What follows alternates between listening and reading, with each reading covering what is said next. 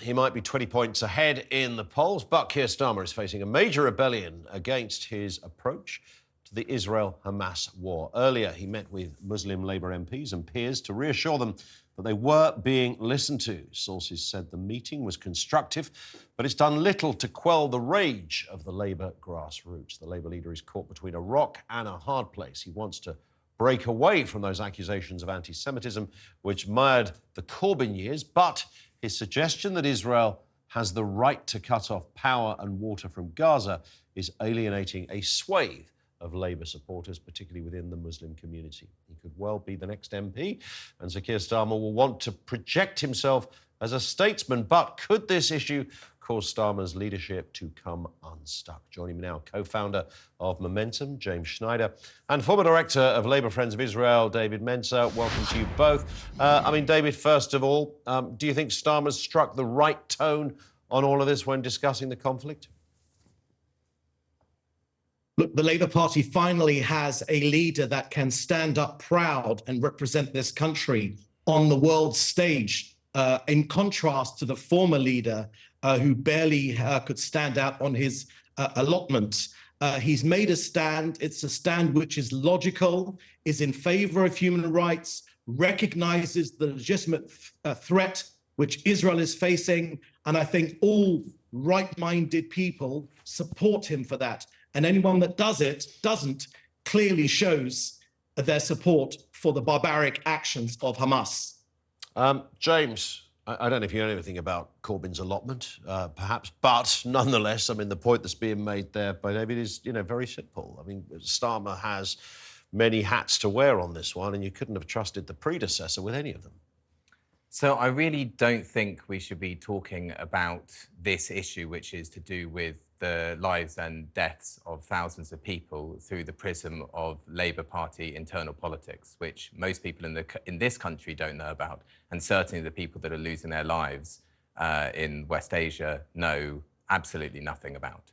The reason why Keir Starmer is under pressure is because he has tucked in behind the government, who themselves are then tucked in behind the US in their support for Israeli war crimes. That's why he's under pressure. And it's not because of Muslims or these voters or that voters. 76% of people in this country want to see a ceasefire now. And that's because that's the common sense position. Because most people know that you don't respond to the unjustifiable killing of one group of children by killing a whole load more children. It doesn't make any sense.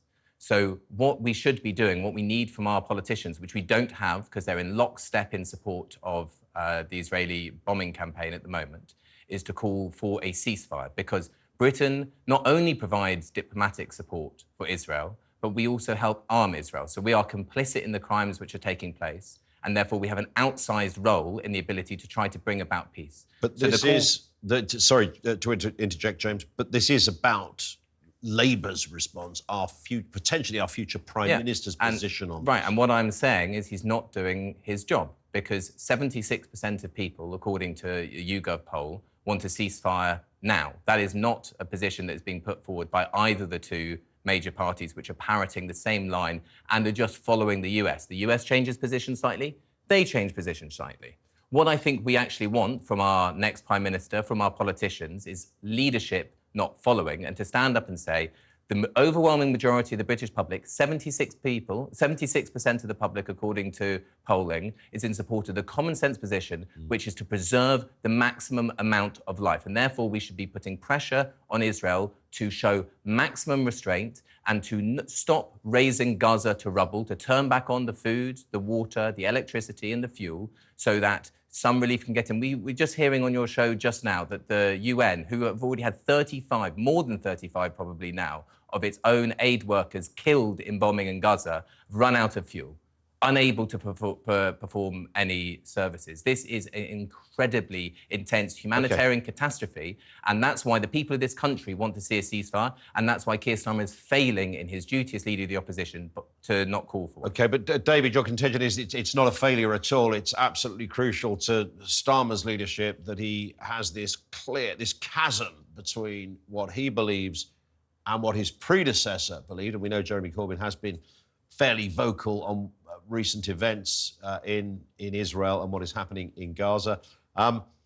Is that at the expense, however, of, as James was saying, what many people believe, a ceasefire would be a good idea? He's got many of his backbenchers, not just Muslim backbenchers, saying the same thing. We've got councillors, Labour councillors, resigning by the dozens over this, David. This is a tricky position for Keir Starmer. This is serious stuff. Look, I think the tricky position right here is sitting in your studio, and his name is James. James is, of course, a pound shop academic who underwrote, who sustained, who was the right-hand man of Jeremy Corbyn. Jeremy Corbyn, who certainly failed in his role as being leader of the Labour Party, giving the Labour Party its worst possible election result since the 1930s. But of course, he also pushed me and my family out of the Labour Party, where I was a member for the last 20 years or so. And he pushed me and my family over to live in Israel. That's what anti-Semitism does in the UK.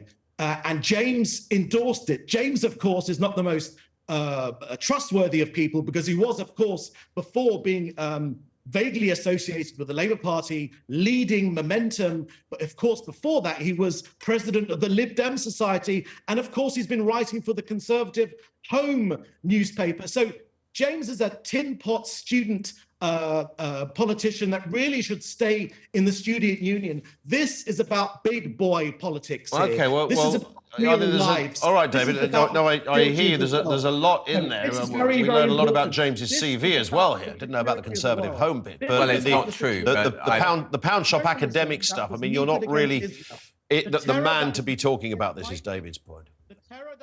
Well, I think he's still going. I mean, most of what he said is factually inaccurate, but I'm not really going to. This isn't about me. I'm not here to talk about myself. If we want to have, but do you represent a view, the Momentum view, the Corbyn view? I think that's overarching. The position that I represent is what 76% of people in the UK, according to YouGov poll support. We want a ceasefire now. That is the common sense position. It, in my view, is the only morally plausible position, and we have a role. Everybody in this country actually has a role in helping bring about peace, because our government is a major supporter of Israel, and we can pressure our politicians, and if they change course, that can have a material effect in the field. That can help save lives. So I'm not here talking for anybody. I'm just saying that this is the case. The reason why the overwhelming majority of people want a ceasefire is because it is the common sense, right thing to do, and our political class is not offering it to us at all. Neither the Conservative Party nor Keir Starmer's Labour. OK. Thank you to David. Do you want to get a final word in, David? Yeah, the overwhelming majority of the British people rejected Corbyn's approach to international policy, because this is a terrorist organisation which cannot be appeased, as James suggests. It needs to be defeated, because if it's not defeated here, it will take root on the streets of London. We already saw 100,000 people marching from the river to the sea. Palestine will be free. That it was means more than the 100,000. I was there. People. And it wasn't frightening at all. People here in Israel. James, you've had your turn. Now it's my chance. It's time to expose your hypocrisy. It's time to expose your love of Jew haters. And it's time to put an end to Hamas. And all right-thinking people, all genuine people would agree with that notion, while, of course, protecting the lives of hostages and, of course, of ordinary Palestinian people. All right, that last comment may well be seen as a yellow card, I think, from James. I mean, your love of Jew haters, I think you would wish to refute that unequivocally. I mean, yeah, it's absurd. I mean, I'm not getting into his ridiculous ad hominem stuff, which is offensive, false, idiotic. And most importantly, we are talking about a conflict where people are dying. I don't care if this bloke doesn't like me. I don't care if I like him. You support evil Hamas. I do not. And right-thinking people. Okay, I obviously don't support evil Hamas. If he were listening to what I'm saying, child killers, I'm saying that women rapers, child beheaders. Yes, evil Hamas, James. You support them. No, I don't. reject them. Anyway, I'll just let him run out of steam, majority and then maybe we can return to some sanity. Because what we're talking about right here, behind me, not behind you and your tin pot ideas. All right, David, on that point, thank you, David Mencer, for joining us. Very animated stuff. James is staying with us.